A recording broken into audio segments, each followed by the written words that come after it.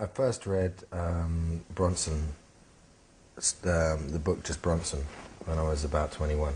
So, and I've obviously read about him in the newspapers and stuff like that. So I knew who he was. I read his biography a long, long time ago, before I got approached to play him.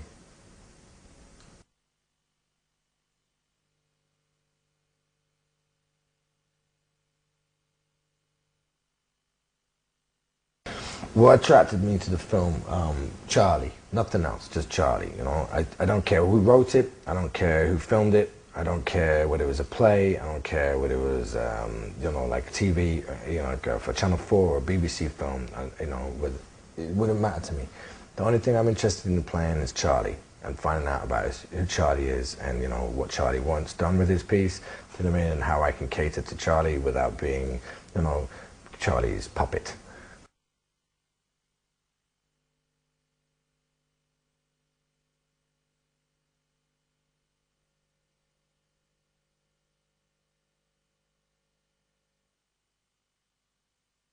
My relationship with Charlie grew from phone calls. I remember he first called me up. He used to leave message after message on my answer about 3 years ago. He left a message, was like, God, fucking hell, Tom, it's easy to get hold of fucking Santa Claus than you are. At the new son. He goes, oh, well, you know, everybody wants you. I'll call again. And he called us like, beep, message 18. And eventually he goes, yeah, I pick up the phone at 6 o'clock. He goes, oh, gotcha. I fucking gotcha, ain't I? I said, Charlie. He goes, hello, mate, how you doing? I go, I'm good. He goes, what's going on? And I thought, and I'd just split up with my girlfriend at the time, and I thought, oh, well, do you know what? I'm not going to beat around the bush. I'm just going to fucking tell him straight, because, you know, break the ice. You know, I'm in a bit of a bad way at the moment. He goes, oh yeah, what's the matter? I go, yeah. I said, you know, I'm not, you know, I'm just not, you know, I'm just not comfortable. You know, I'm saying goodbye to somebody that, you know, that I really love, and I'm not happy. I'm not in a good space, and so I mean, I can't be with a woman, and yet I can't be without one. And I realised that, you know, I probably have a relationship with my mother. Do you know what I mean?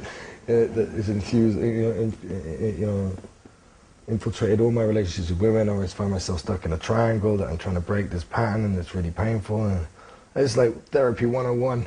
Charlie Bronson, the first time I ever spoke to him, you know, I find myself repeating the same pattern, expecting a different outcome, the insanity, you know. And I just need releasing from this, you know, like, I got to release myself, I got to do the work on it, you know, I don't know how to, blah, blah, blah. And he goes, right. He goes, Tom. I go, yeah. He goes, do you remember the floods? When Oxford, he goes, yeah, the floods, do you remember the floods? So, yeah. He goes, do you remember that boy who got his foot stuck in a grate and the river kept rising? And he kept rising, and he kept rising, and eventually they tried to get him out, but he drowned. Yeah. He goes, well, that wouldn't have happened to me. Right? He goes, do you want to know why? I went, yeah, sure. He goes, because I'd have said, cut it off now. Tom, what I'm trying to say is, right? What I'm trying to say is, son, is sometimes, yeah, you've got to cut a little piece of yourself off, yeah, no matter how much it hurts, in order to grow, yeah? In order to move on. Do you know what I mean? What are you having for your tea? I went, oh, I'm having a steak. He goes, oh, you can't. He goes, I fucking love a steak, mate. What's going on outside your window? And I was like, fucking hell, this guy is dope.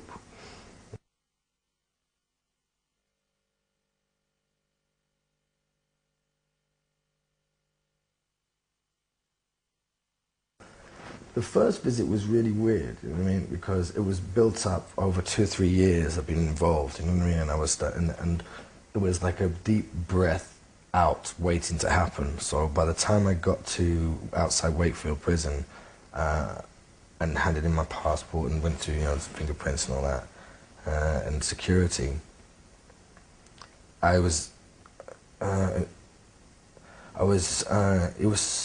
what struck me was how pedestrian it is to get in there. You know, it's like going to a municipal, like a building or a hospital, or, you know, the smell of hospitals, and you get, you know, public institutions tend to smell very similar. You know, it has that sort of slightly waxy, everything's slightly waxy and greasy and over the top of typical colours that you have in hospitals or prisons. It's like pale greens, pale blues, and just like solid stone structures and the encase. It was just had the smell of a municipal building. It was quite pedestrian. It was just nothing like Hannibal Lecter Silence of the Lambs. The long, multiple MIGs in the cell next door flicking his sperm in the face of Clarice Starling in the dark, that little tin chair set up outside. It wasn't like that. It was, it was like going to an airport, onto an EasyJet, you know what I mean, or something like that. Doing your bag of security, dog comes and checks you, gates open, close, electric gates open, close. Eventually you're taken through the waiting room with all the, the visiting room where all the other inmates, are visiting their families, are visiting them, etc. And you fill Charlie's tray up, you have to spend a tenner on him, and he likes his chocolate muffins and his strawberry and banana milkshakes, or, and his Galaxy and Jaffa cake muffins, and you fill 10 quid's worth of muffins, strawberry milkshakes, and he gets his tin of the flask of coffee with Charlie written on the front and gaffer tape, and you've got this tray, school tray, with all the lots of polystyrene cups, and they put give you loads of sugar for him, and all the screws, all the wardens, whatever they're called, correctional facility officers, what are they called? Freaking guards. The Wakefield, they all know who you are when you walk in, because obviously he's a specific prisoner, isn't he? He's quite a special prisoner, Charlie, you know what I mean? Everybody knows he's there, and he's been there for years, and a lot of these people have been with him for years, and they have mixed views. A lot of them think he should be out, they don't think he should be there. People I've never had anyone say, be rude. They always said, hello Tom, how are you? Do you know what I mean? Yeah, Charlie's in good spirits this morning. It's almost like you're going to visit a patient in the hospital, you know what I mean? As opposed to, walking into, technically, probably the most dangerous wing on a prison we have in the country. It's more like walking in to visit your gran in hospital, if it wasn't for the keys and the locks and the dogs and the guards everywhere. You walk out the back of the building into the courtyard, and big chain fences, and then through the other doors, and then into a segregated sort of housing unit, which looks like a shoebox, flattened, squashed building. Behind a big brick wall structure, and then as you go through the gates, there's a door there. You enter a small courtyard with cages.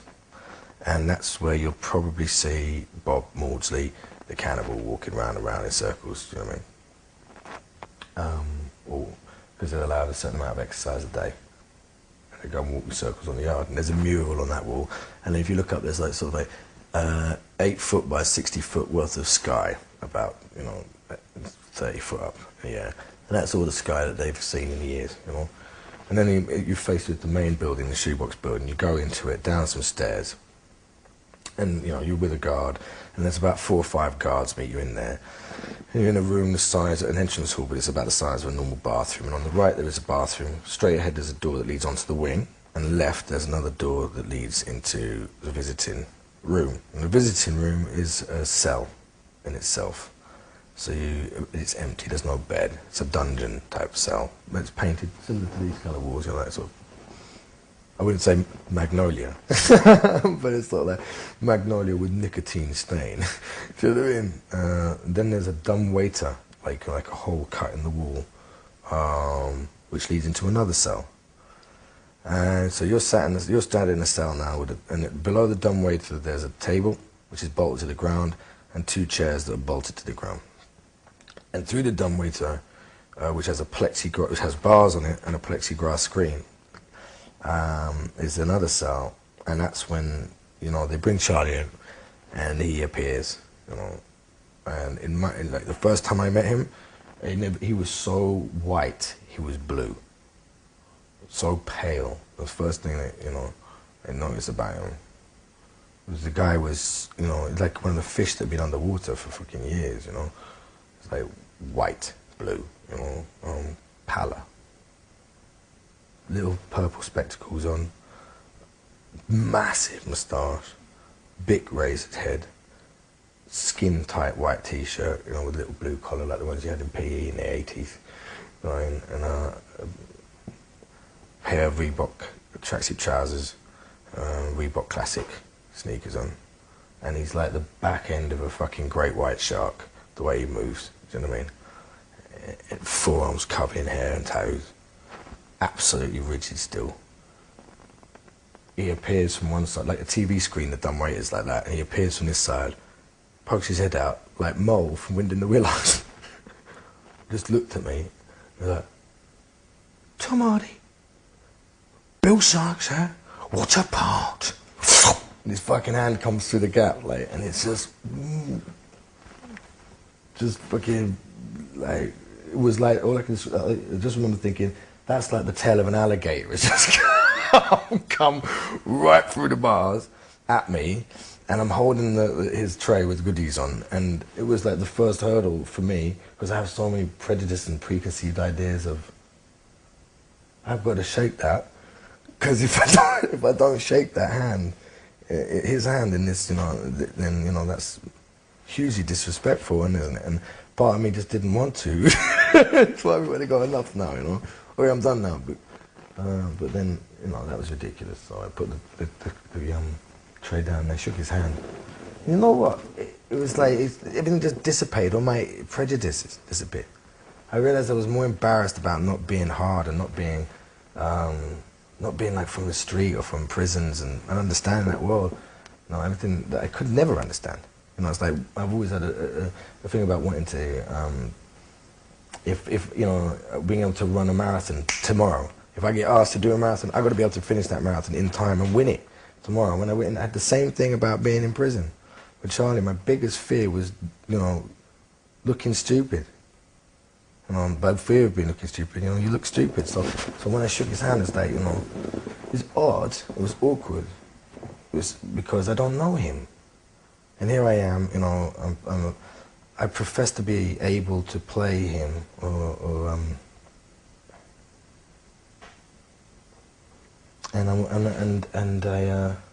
I'm not sure if I can. Do you know what I mean? And here I am with him in his house, you know what I mean? About to start a relationship with him proper, because I'd written to him, I spoke to him on the phone, but it really did hit me that this guy is, you know, incarcerated, you know, 24/7, in a shoebox in the middle of Wakefield, which is incredibly dangerous, you know.